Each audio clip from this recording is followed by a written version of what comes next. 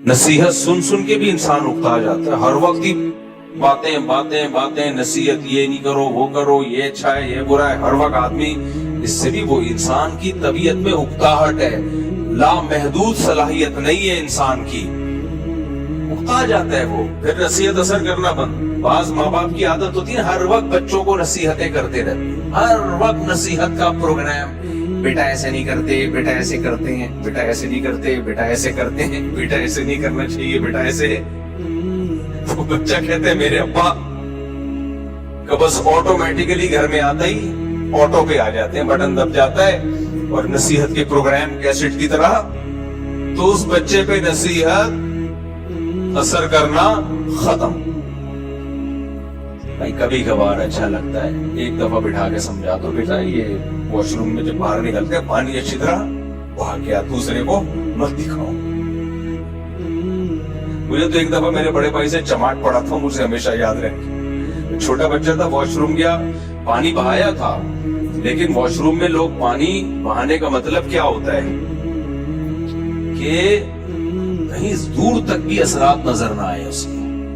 लोग समझते हैं सिर्फ, अभी मैं क्या डिटेल में जाऊं, भाई ऐसा गायब करो मार्केट से लगे कोई थक गया ही नहीं यहाँ सदियों से, ऐसा होना चाहिए सफाई। तो मैंने इस तरह सफाई नहीं हुई थी, मुझे याद है मैं बाहर निकला, मेरे बड़े भाई गए और वापस आके मुझे यूं करके कमर पे एक दबा के पटाख करके एक ट्रेडमार्क जो है ना उन्होंने छाप दिया। वो दिन और आज का दिन, ये वाकया होगा, मेरा ख्याल है 11 या 12 साल का था उस वक्त, बस कुछ नहीं कहा उन्होंने। अच्छा जैसे ही वो आए ना, मैंने कहा सॉरी गलती हो गई, मुझे एहसास हो गया। उन्होंने यूं किया, एक कमर पे तबीयत से छाप दिया वापस, बस उसके बाद चले गए। वो दिन, आज का दिन, मुझे इस अमल से इतनी शदीद नफरत है, कोई वॉशरूम में जाए और अपने कुछ भी निशानात छोड़ के आ जाए, बहुत गलाजत है यार।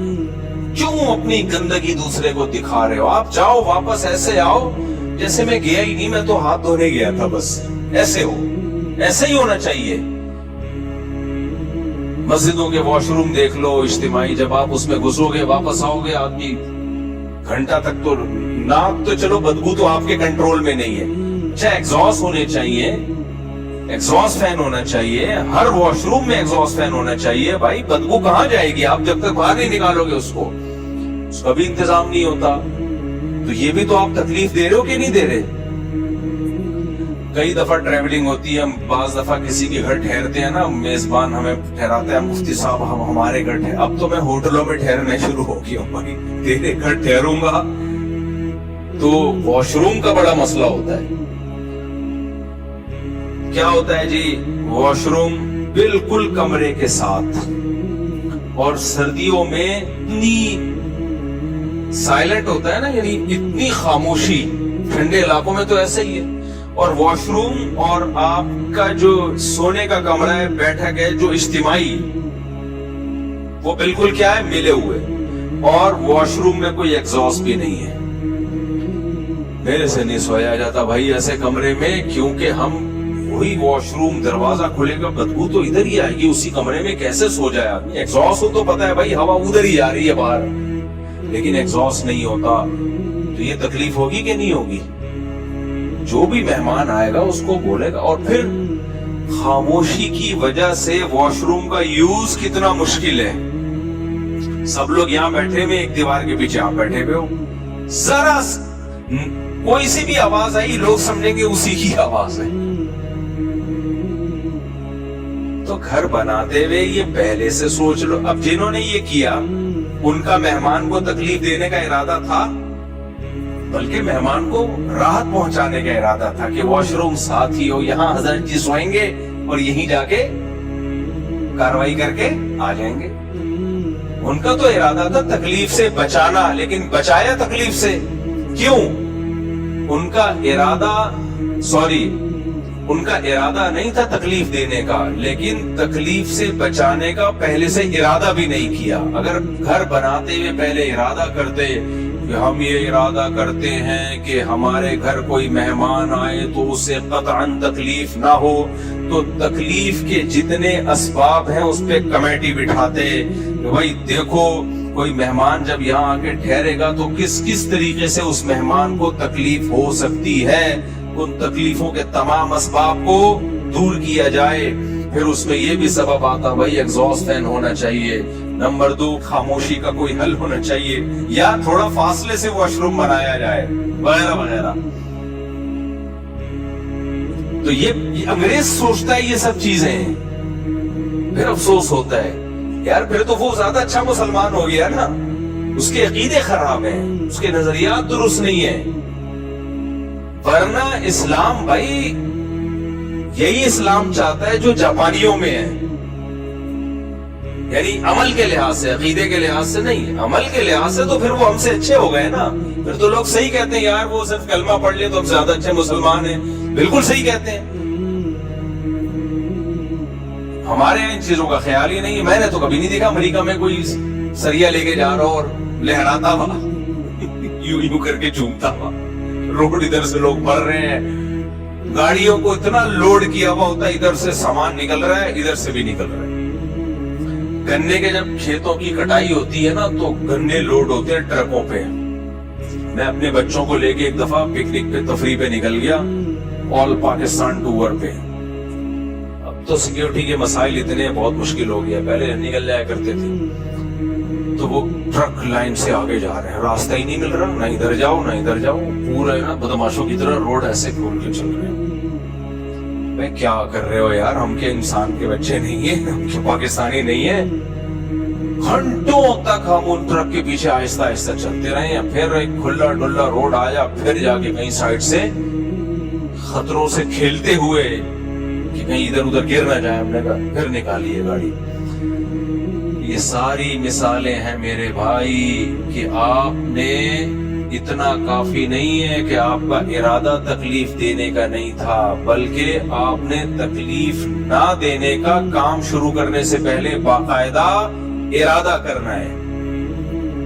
گاڑیاں پارک کرنے میں بھی یہی اصول ہے، پارک کر کے چلے جاتے ہیں، بندہ تلاش کرتے رہو، کوئی گاڑی مڑ ہی نہیں پا رہی، وہاں سے گلی کے نکڑ پہ آپ نے گاڑی کھڑی کر دی، موڑتے رہو، پھر اس بندے کو تلاش کرتے رہو، پھر وہ آئے گا ایک ہلکا سا سوری کرے گا اور گاڑی ہٹا دے گا، تو وہ کیا کہے گا بھائی میرا ارادہ نہیں تھا، غلطی سے ہو گیا۔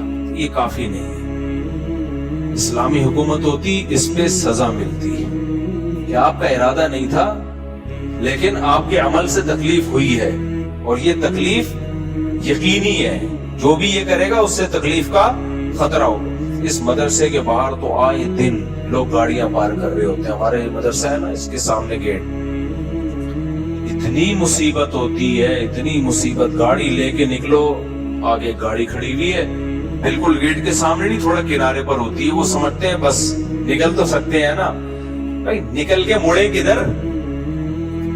کدھر کو مڑے، ہم نے ادھر جانا ہے، ادھر گاڑی ہے، تو ایسے کروٹیں لینی پڑتی ہیں، پہلے گاڑی کو یوں لے کر آؤ، پھر تھوڑا سا یوں کرو، پیچھے کھمبا آ رہا ہے، پھر یوں کرو، آدھا گھنٹہ اس میں لگ کے۔ بہت ہی ماہر ڈرائیور ہوگا جو موت کے کنویں میں گاڑی چلانے کا ایکسپرٹ ہوگا، وہ نکالے گا، ورنہ گھنٹہ گیا۔ یار تم تھوڑا سا پیچھے کر لیتے گاڑی کو۔ میں نے اپنے گھر کے باہر لکھ کے لگایا ہوا گاڑی پارک کرنا منع ہے، آپ دیکھ لیں بڑا بڑا لکھا ہوا ہے گاڑی پارک کرنا منع۔ ہر وقت گاڑی نظر آئے گی اور میری گاڑی کے علاوہ ہوگی وہ۔ اب 24 گھنٹے تو گارڈ سر پہ نہیں کھڑے ہوئے نا، جب گاڑی نظر آتی ہے پھر تلاش کرتے ہیں کیمروں سے کون بندہ ہے۔ سیکیورٹی تھریٹس بھی تو ہو سکتی ہے نا، سیکیورٹی مسائل بھی تو ہو سکتے ہیں، پھر بندے کو تلاش کرو، آدھا گھنٹہ اس میں لگے گا، پھر انکل سے بحث کرو، کہیں گے بیٹا کہیں جگہ نہیں مل رہی۔ یہ ہمارا ہیڈک تو نہیں ہے نا، آپ کو کہیں جگہ نہیں مل رہی، آپ کو اپنے گھر میں سونے کی جگہ نہیں ہے، یہ تھوڑی کہ ہماری گیلری میں آ کے سو جاؤ آپ۔ یہ جگہ نہیں مل رہی تھی، میری بیوی نے مجھے کھانا نہیں دیا تو میں آپ کے گھر آ کے کھانا کھا رہا ہوں۔ اب یہ آپ کا مسئلہ ہے، گھر خریدنے سے پہلے سوچنا چاہیے تھا کہ جب میں گاڑی کھڑی کروں گا تو کہاں کھڑی کروں گا. یہ سب چیزیں لوگ کرائے پہ گھر لے رہے ہو یا گھر خرید رہے ہو, یہ پہلے سوچو.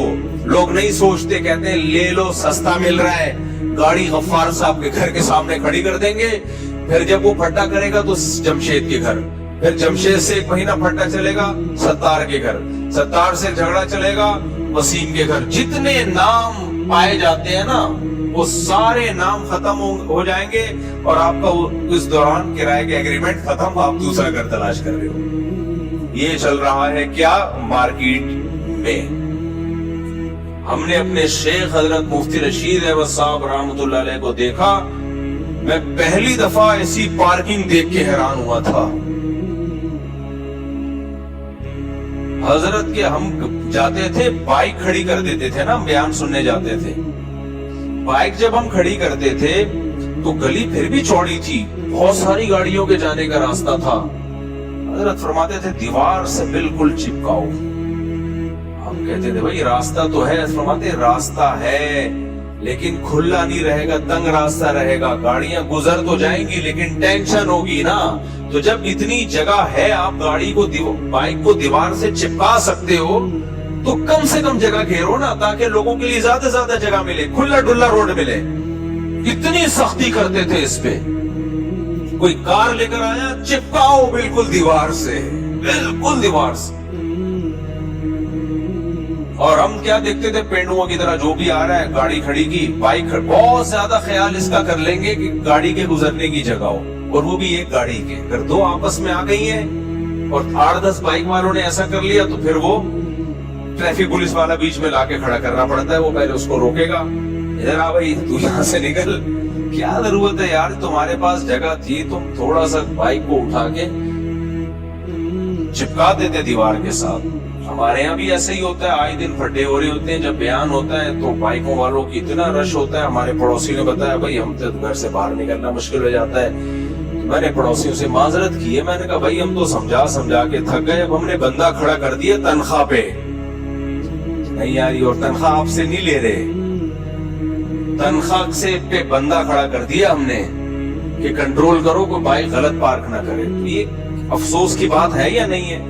پڑھے لکھے لوگ ہیں, کوئی یہ نہیں کہ کسی گاؤں دیہات سے آئے ہیں, ان کے لیے بندہ تنخواہ پہ رکھنا پڑ رہا ہے جو لوگوں کو بتائے کہ یہ بائک ایسے نہیں, بیٹا اچھے بچے ایسے بائک کھڑی نہیں کرتے.